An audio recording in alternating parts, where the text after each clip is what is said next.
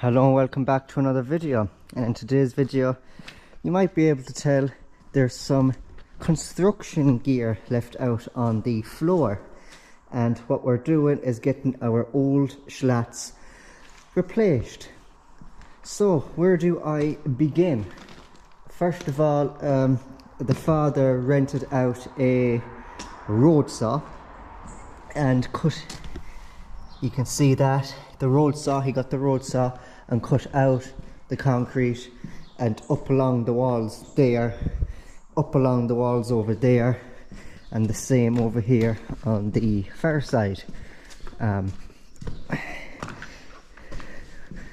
You can see the road saw lines cut, and up there along the wall, because you can see it's all dusty, and a bit here as well. Now the reason why this side is dusty is because when he was doing this side of the shed he was on his own.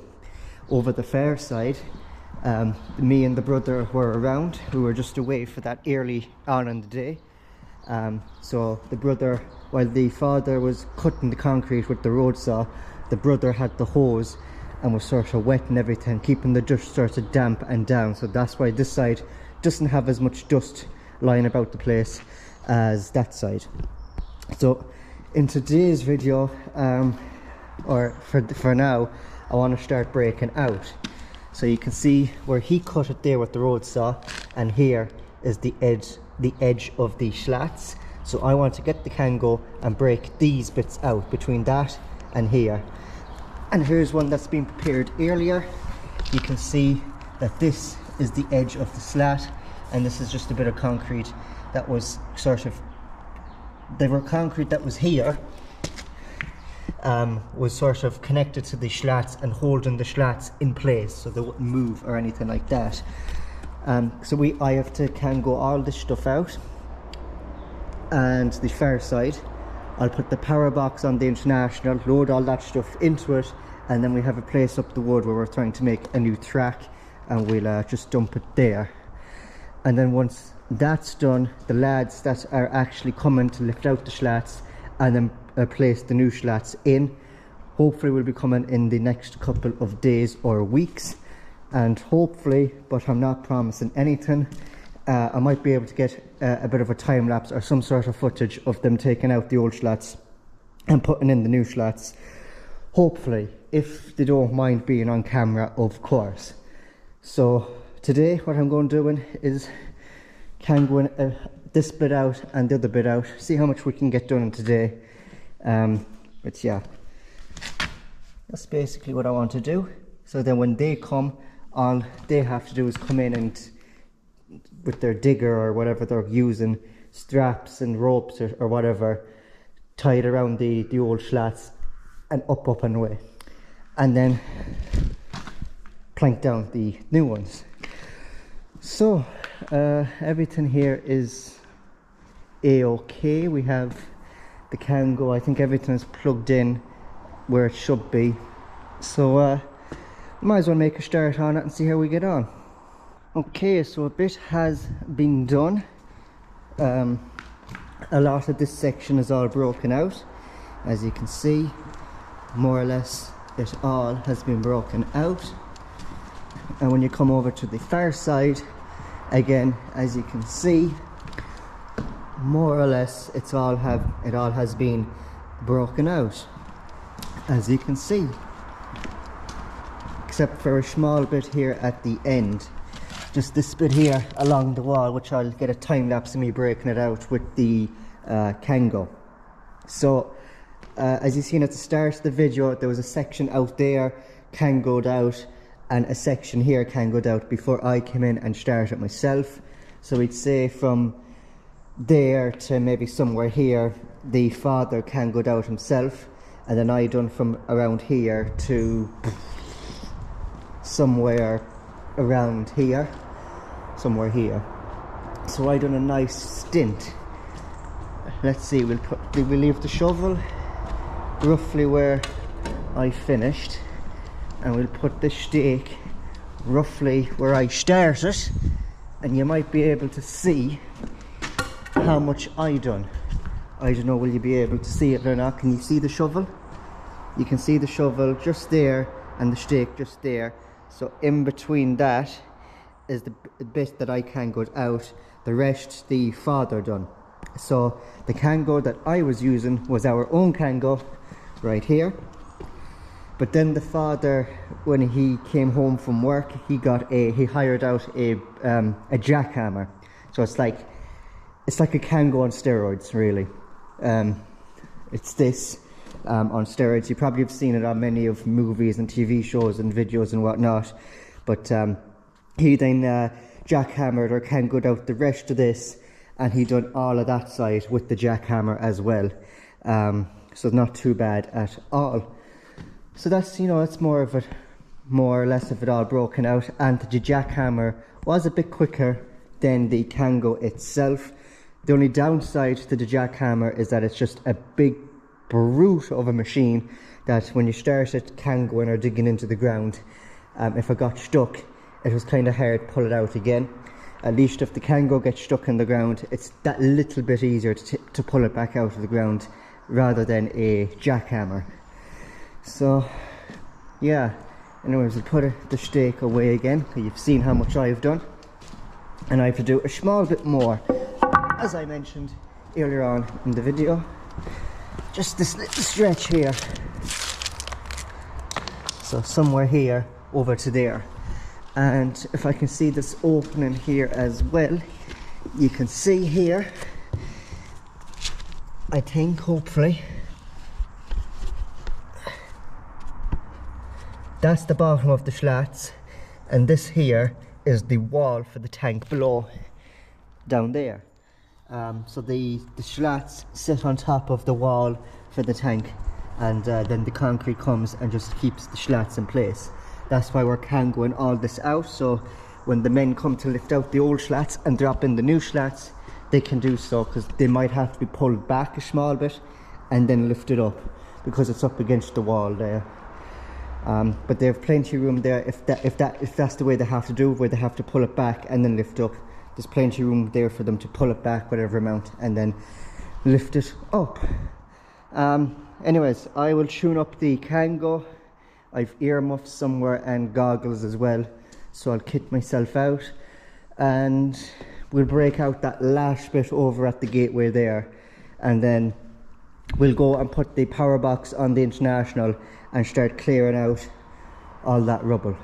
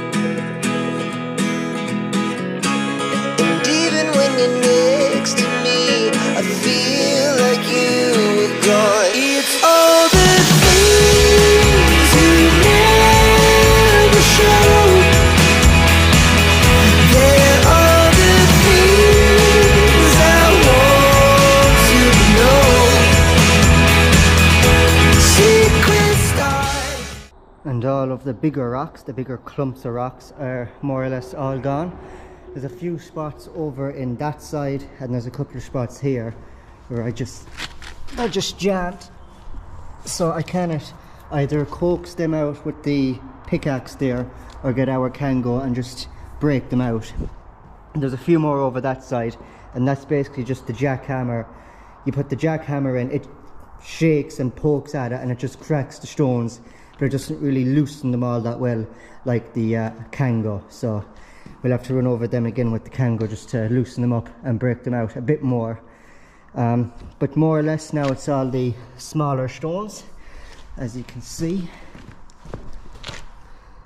All them smaller stones. So some of them maybe a mixture of being thrown in by hand and also the spade here. So probably the same setup as I was doing with the rocks. I brought the wheelbarrow in, put the rocks into it, and then wheelbarrowed it out and dumped it into the power box. I might do the same, bring the wheelbarrow in here, load up the smaller stones, and then bring it out to the box and tip it up, something like that. So yeah, I'll probably have a quick look at the other side as well, but it's more or less cleaned out as well. Just a few bigger rocks that I cannot really get out. That one is loose. There's a few more there that I just, you know, so the Kango, or I can just coax them out or something.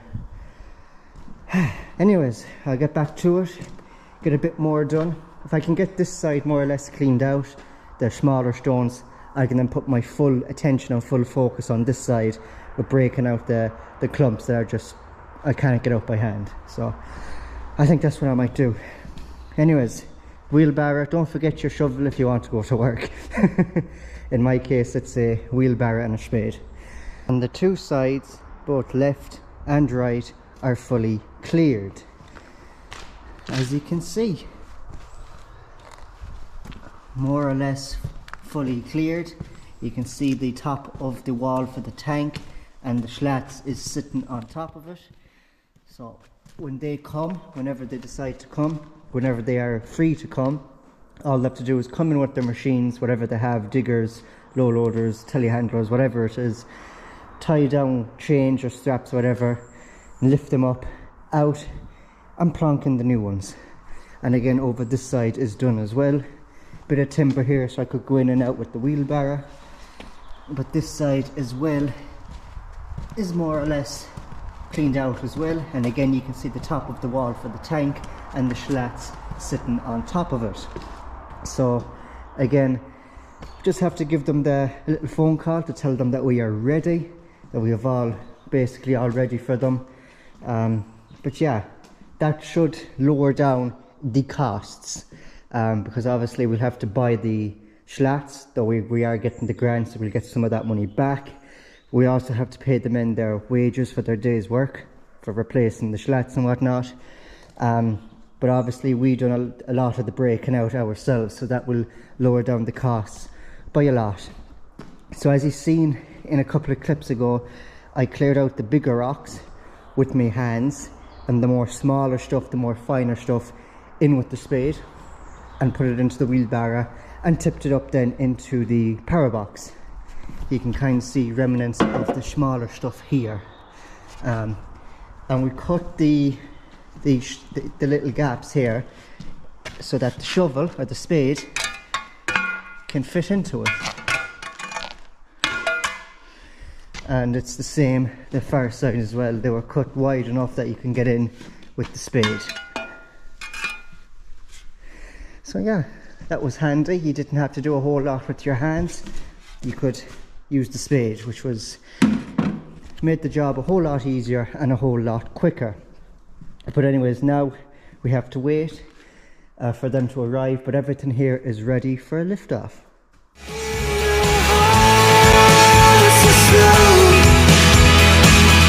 But if you don't want to tell me now, I guess I'll never know.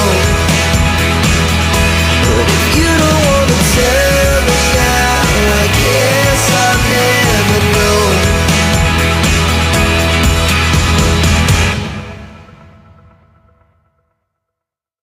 Old slats taken out, and the new slats put in. Looking very nice indeed, as you can see. So I didn't get any footage of them actually taking out the old slats and putting in the new slats, because they came at 8:30 on a Thursday, the 30th of October. Then they had to unload all the stuff. They had to unload the new slats off the truck, they had to unload the digger off the low loader trailer, and just get everything organised. So they didn't actually start taking out the old slats until around 9 o'clock, and then they were finished at around 11:30, 12 o'clock, which is not too bad. So what I was at was, when they took out the old slats, I was going up with the spade here. I was going up along the wall of the actual tank. So when they took out the old slats, I just went up with the spade, started scraping the top of the wall to get any sort of stones and whatnot away from it, so that when they put the new slats down, they weren't wobbling or shaking. It was down on a nice level, even surface, rather than going down on a little pebbly stone and then rocking back and forth. So I was scraping it with the shovel and sweeping it with the brush, both sides, because the wall goes along that wall there, and the wall is obviously this side here. And obviously I was doing the same the far side, so I was actually busy as well, giving them a helping hand too. So I didn't have a whole lot of time to actually stop, set up a camera and do all that. But yeah, new slats are in, happy days. So the truck with the new slats came and parked up along here. Then we had a man on a front loader unloading that truck, although he didn't need it because that truck had a little crane for unloading, but obviously room was a bit limited on the farm. So the front loader buck unloaded the truck, planted the new slats just there, and then every time when it came to the digger would come in. It was suspended on chains, and on them chains was two sort of T-shaped irons, and all you done was slide one end down there and then turn it around so that the T-shape was going across like that, and then you'd put the other one on the opposite side, and then the digger lifted up the old slats, brought them out here, planted them down on the front loader, and then the front loader obviously stacked them there. And then when it came to putting in the new slats, the front loader just picked up the new slats, driven it to the door of the cattle shed here, and then the digger came, put their T iron yokes in, lifted the new slats in and planted them in place. So something like that was the system that they had adopted, doing our slats anyways. And a little backstory: this shed was built and put up in 1996, and that's when them slats were put in. So the shed and the slats are 29 years old, and the slats don't look awfully bad either for the age that they are. Don't know if you can see much, but they're not too bad. So the recommended duration, or how often you should replace your slats, they recommend around 20 to 25 years, maybe sometimes 30 years. These slats are in for 29 years, almost 30. Come next year they would have been 30 years. So we got our money's well worth out of them, and you know, they're not too bad. They did need replacing because some of them were showing signs of weakness and sort of decay and just wear and tear in general. So we did need to replace them, and maybe they were long overdue, but they weren't too bad. They weren't awfully too bad. You can't really see much with all the dung that's on the bottom of them, but you know, that's not too bad at all. They're not too bad. So yeah, and we have a couple of short ones here as well that were just like up against the wall, and a lot of people are saying that you can use some of the slats for pillars for hanging gates or fencing or that, or you could use them in a gateway or up where you have a trough or a ring feeder in a field to stop them from actually bogging the field. They'd be standing on hardcore ground like the slats. But what we're going using the bulk of these for is we're going putting them here. I might have mentioned this before, but when the cows are back in the shed, we'll be using up these silage bales first. Once they're gone, we'll be digging into these, and once they're a bit gone and taken away and there's room on the concrete slab, we'll probably move a lot of, you know, the mulcher, the bale splitter will be on the tractor anyways. We'd move the topper, we'd move the bale handler and move them elsewhere, room on the concrete slab and whatnot. And those concrete slats, the cow slats that we're after taking out, we'll be putting up along here, probably coming out that tree there, in and around that region, or maybe a bit behind it.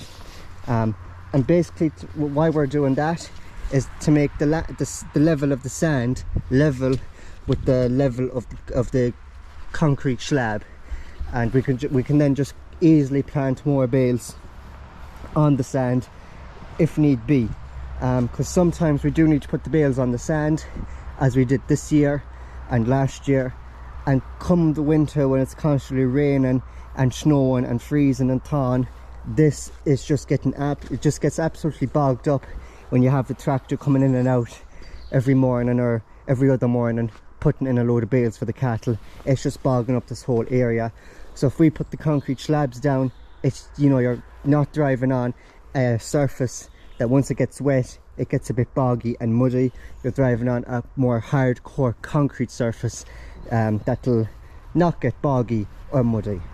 So the next job to do in here, that this side is all right, but it's more on the lines of this side, because the water pipe for the drinkers, because the drinkers are this side, on this side of the shed, they're on the far side, so the water pipes that are coming in feeding them drinkers are somewhere out here. But for the water drinkers here, they were coming in here, up tight against the slats, exactly where you don't want them to be, because they're in the exact place where you'd be cutting and breaking out concrete if you needed to replace the slats. They were better if they were tight up against the wall here or out on the passageway here. So we have to take out all these pipes because some of them got caught with the road saw, and when the father came in with the jackhammer, he put a few holes in it there and then. So well, when he came in with the road saw, they were already damaged anyways, because he just cut them. Obviously we couldn't see them because they were buried in concrete, and we didn't know rightfully where their location was, but we had a rough idea, and obviously they were just in the absolutely worst place, in the worst place possible. But anyways, we were putting new water pipes in, and we're going replacing all of our drinkers, the tongue drinkers. So the water's turned off because obviously the pipe was busted, but we do always have problems with these drinkers. These drinkers, those type of drinkers, I believe they might have been put in when the shed was put up, and back then they were working perfect, but every couple of years we did have to replace them because damage and stuff, and replace the valves in them and stuff. But I don't know, I don't think they make the valves as good as they used to, because we cut the last maybe 5 years, couple of years, we do have awful trouble with them valves, which is like a little button, and when you push down the tongue on the drinker, it pushes in the button, opens up the valve and lets the water out, and once the tongue is lifted up, the button, the valve pushes out and the valve closes. So when every time the cows wanted a drink, they just put their nose down on the tongue, and they were able to get their water that way. But as I mentioned, the last couple of years we just had absolute bother with them drinks, so we're going replacing every single one of them with these styled ones, and just see how we go down with them ones, because they're in and around the same size bowl as the tongue ones that we currently have. Maybe they're slightly smaller. but we'll see. You have your little sort of, I don't know what you'd call it there, that gets pushed in, and I assume it opens up the valve and lets the water in. So kind of a similar setup to the tongue ones, but we'll see how we get on with them. The reason why we went for them ones and not any other type of ones is because these ones will fit in perfectly where the old ones were, without having to do any extensive modifying or anything like that for the newer ones. But yeah, we'll see. Fingers crossed those ones will actually do a lot better than the tongue drinkers that we just hasn't worked for us the last couple of years. Constantly changing the valves in them and all that, it's just an absolute nightmare. So the next job is, this side is ready to go to put concrete in. What we're going to do is just get maintenance and maybe put 5 or 6 inches of maintenance into it, and then top it off with concrete, leveling it with the slats and do the concrete there, rather than just covering all this with concrete and then come another 20, 25, 30 years when we have to break it out again. We're not breaking out 6 or 8 inches of concrete, which was kind of a hard work when we had to hire out a jackhammer to do a bulk of it and then break it out finer than with our own Kango. But yeah, this side is ready to go, put maintenance in and concrete in. Obviously this side we need to pull out all the old water pipes that's in it, put new ones in, connect them up to the new drinkers, and then this side can be ready then to be maintenanced up and concrete up. But other than that, the new slats are in and the old slats are out. So that is it. Thank you very much for watching. That was our journey for changing the slats, from breaking out the concrete to taking out the old ones and putting in the new ones. So yeah, I'll give you another update when we have the whole lot done, the new drinkers in, the new pipes in, and it all concrete up and ready to go for animals to go in. But for now, that is it for today's video. Thank you very much for watching. Don't forget to like and subscribe. Check out my merch, the link to that will be down in the description, and I'll see you in my next video very soon. Take care.